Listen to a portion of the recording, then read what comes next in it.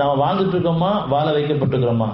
நம்ம சாதாரணமாக நான் வாழ்ந்துட்டு இருக்கேன், நான் சம்பாதிச்சேன், நான் லைஃப்பில் செட்டில் ஆகிட்டேன் அப்படிலாம் பேசுவோம். ஆனால் உண்மையிலேயே நம்ம செட்டில் ஆகிட்டோமா? எல்லாருக்கும் நம்பிக்கை இருக்குது.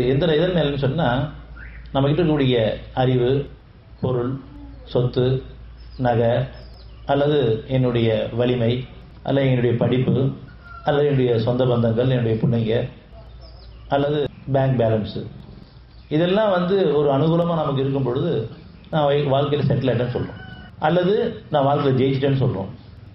எல்லாமே பொருளடிப்பில் தான். ஆனால் இது எதுவுமே நம்முடைய கஷ்ட காலங்களுக்கு உதவாது. அதையும் தாண்டி கடவுளையும் கூப்பிட்றோம் பார்த்தீங்களா, அதுக்காக நமக்கு ஒரு ஆறுதலும் அமைதி கிடைக்குது. நம்ம அறியாமல் வர்றது, ஆனாலும் இறைவன் அதுக்கு செவி சாய்க்கிறான். எல்லாம் கொடுக்கப்பட்டிருக்கு, ஆனால் எதையுமே நம்பாமல் உங்களை அறியாமல் நீங்கள் என்னை கூப்பிடுறீங்க, கூப்பிட்டதுக்காக ஒரு ஆறுதல், ஒரு அமைதி.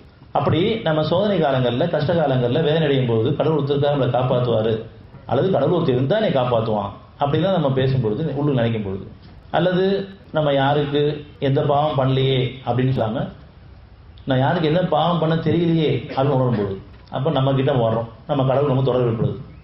ஒன்று கடவுள் இருந்தால் நம்ம கடவுள் ஒருத்தர் தான் காப்பாற்றுவார் அப்படின்னு சொன்னால் யாருக்கு என்ன பாவம் பண்ண தெரியலையே, இந்த அடிப்படையில் நம்ம உணர்வுள்ள வர்றோம்.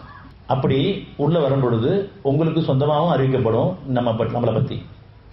அப்படி இல்லைன்னு சொன்னால், ஒரு பணி வந்துருச்சுன்னு சொன்னால் எந்த இடங்களுக்கு போனால் நம்ம இந்த சத்தியத்தை ஏற்றுக்குவோம் அப்படின்னு அவங்களுக்கு தெரியும். யார் எங்கே சேர்க்கணும், உங்களுடைய மனநிலை என்ன, இவங்களுக்கு எந்த இடத்துல போனால் சரியான விளக்கம் கிடைக்கும், வாழ்க்கைக்கான விளக்கம், அந்த பக்குவத்தை கொடுத்து நம்மளை ஒன்று சேர்க்கலாம்.